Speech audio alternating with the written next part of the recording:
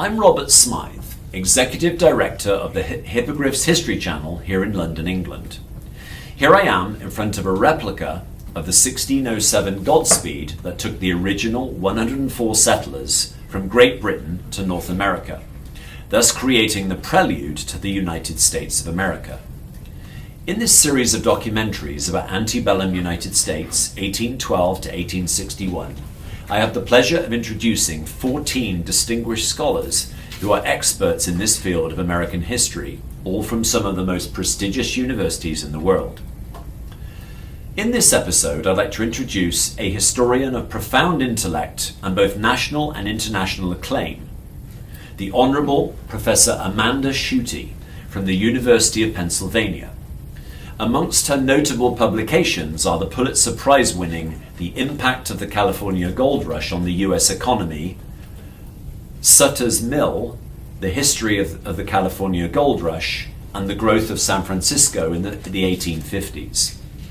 I will now leave you in her capable hands to discuss life as a 49er during the California Gold Rush in antebellum United States. Welcome everyone to episode 12 in our series of documentaries about the antebellum United States, 1812 to 1861. I am Dr. Amanda Schutte, Professor of Western United States History during the antebellum period at Pennsylvania University.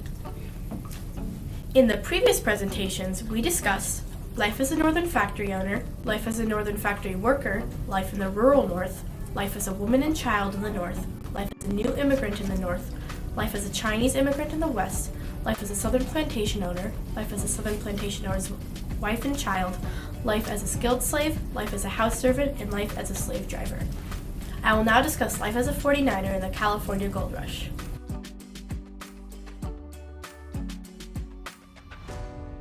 The California Gold Rush began when a person named James W. Marshall found gold at Sutter's Mill by the American River in Coloma, California. Word soon spread, and over 300,000 people ventured to two main areas in Northern California in hopes of finding gold and becoming wealthy. The area quickly became overcrowded as people rushed to make their fortunes. The mining was rough, and due to the cost of equipment, most came out penniless or poorer than before they arrived. The gold rush began in 1848 and was continued through 1855. The height of the gold rush was in 1849, which earned the gold panners the nickname 49ers.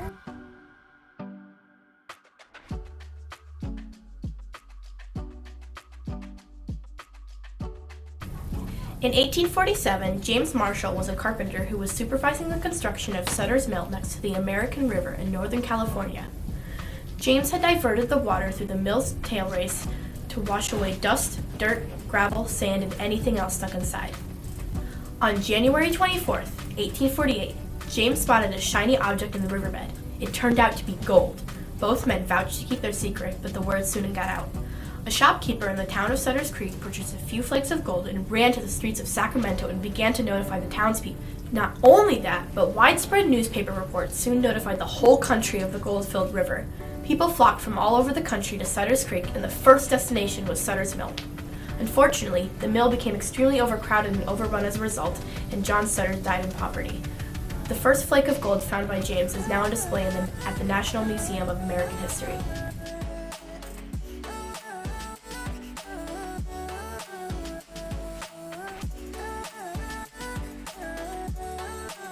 Approximately 100,000 people ventured to the California goldfields in 1848 alone. They came from all over the United States and other countries across the Pacific, such as China, Japan, all of Eastern Asia, and Hawaii. They settled in the areas around the two goldfields. Most traveled by boat, and only 500 made the journey across land. The year 1849 was the height of the gold rush when most people came. These settlers came from all over the world in hopes of getting rich off of what they hoped to be the gold-filled rivers of California.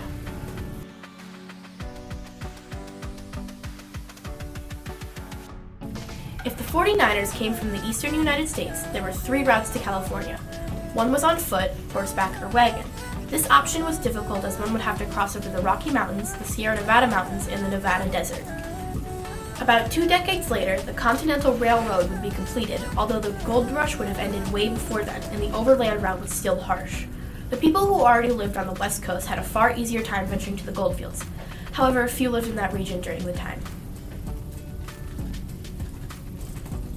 The second option was chosen by most, which was to journey around the southern tip of South America, which took 200 days.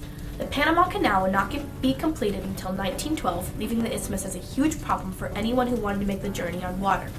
This reduced sailing time to only 43 days from New York to San Francisco.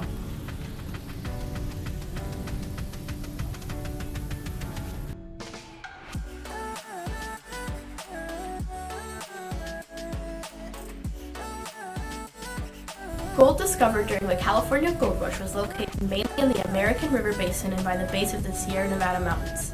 Today, several of the mines and towns have been preserved as state parks. The Marshall Gold Discovery Site, by the mill where the gold was originally found, is one of these parks and is accessible to visitors.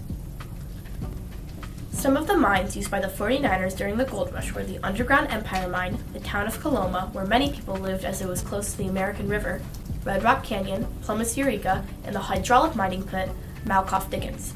Each has its own unique history that relates to the Gold Rush.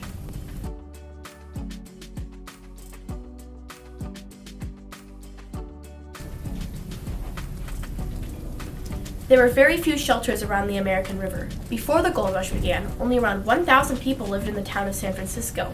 From 1848 onwards, the population skyrocketed to over 25,000 full-time residents. Others went to Coloma, California, where thousands settled as a result of the Gold Rush. Settlers who did not have a house or residence in California lived in poorly constructed shacks, tents, and sometimes cabins from abandoned ships. Others stayed in boarding houses run by women who were struggling to find jobs and money during that time. In total, nearly 300,000 people came to California.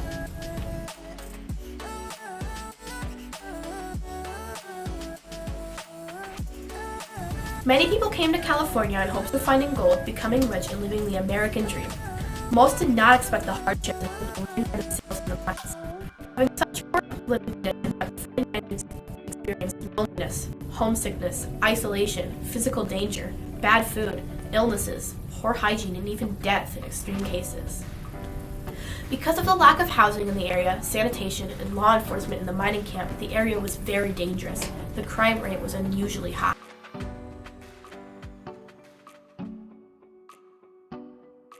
During the early stages, many people relied on panning gold. This technique allowed the 49er to use a large disc to extract the gold from the river. The panner scooped up the matter from the riverbed, then sifted it through by running the river water over the top. The heavier materials, such as rocks, pebbles, and sometimes gold, would fall to the bottom of the pan, while the lighter sediments, like dirt and sand, would flow over the top and back into the river. Unfortunately, this approach was unreliable, as the gold dish could be easily tipped, and most of the time the gold was never retrieved from the riverbed. This technique, however, did not last long and was soon replaced by simple mining machines such as the wooden rocker. The miners put their pails of water into a machine and would filter out the heavier material such as gold. However, these pails could only be processed one at a time, which made the work laborious and tedious. Though a seemingly small upgrade, it greatly improved the speed of mining, and groups of 49ers began teaming up to form informal companies, as these machines could be operated much faster if more than one person was using them. As a result of all the panning and use of wooden rockers, all of the gold was nearly entirely removed from the rivers, so they had to move to different strategies, such as tunneling or hydraulic mining. Hydraulic mining was a strategy in which the miner used high-pressure jets of water collected by dams to dislodge large amounts of sedimentary rock. The rock would then be collected, and due to the water diluting the minerals, sparkling gold was easy to spot and remove. While this strategy was one of the most successful, it led to lots of environmental damage, such as flooding, some of which still affects the state today.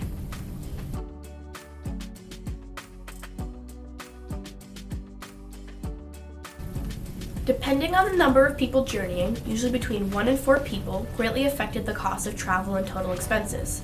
One person usually spent around $200 on travel alone, while families of 3 and 4 could range anywhere between $600 and $700. The cost of living near the mines was more expensive than life in California today. A normal breakfast of buttered bread, cheese, sardines, and sometimes a bottle of beer or two with a friend would be around $43, the equivalent of nearly $1,200 today. The pans the miners used to pan for gold cost $8, or $246 today. Their boots originally cost $6, or $185 in modern money. The shovel went for around $36, or a staggering $1,000 today. Eggs cost over $90 in today's money. Rice was $8 per pound, or $246.83 now. Beer cost $10, or a little over $100.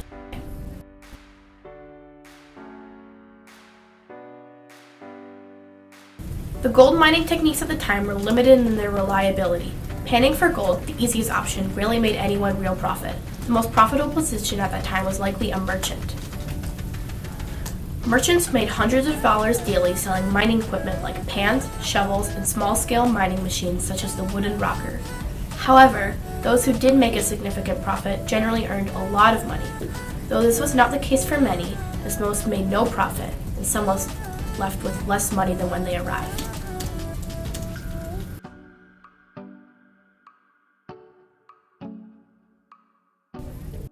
Many people were lured to California fields as they were promised riches and new life.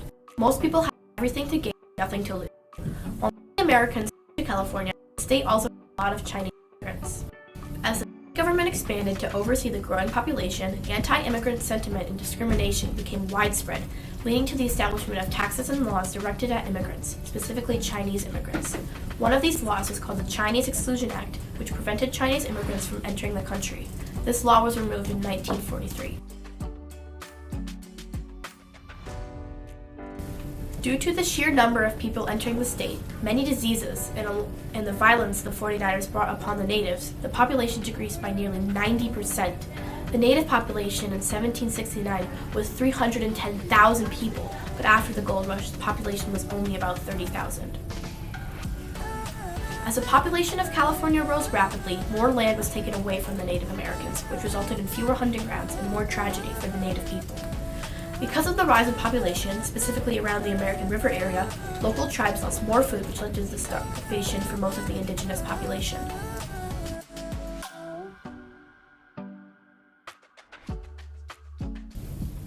In total, more than 75,000 pounds of gold were extracted from the mines and rivers during the California Gold Rush.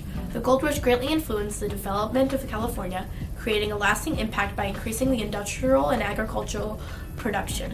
It helped shape the course of the state by propelling its economic growth enough for it to become a state in 1850.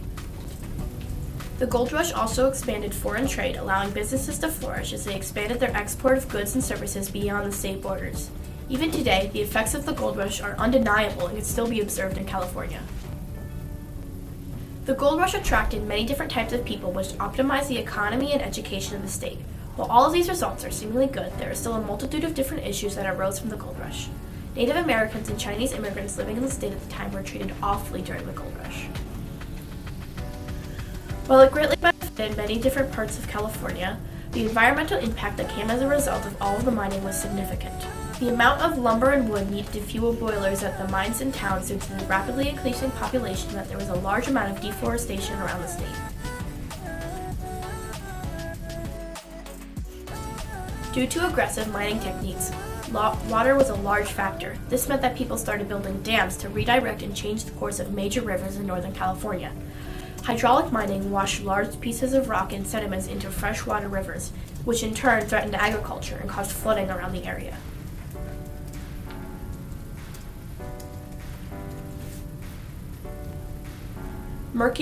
Mercury was sometimes used in the mining process as well, which led to even worse environmental catastrophes that California still deals with today.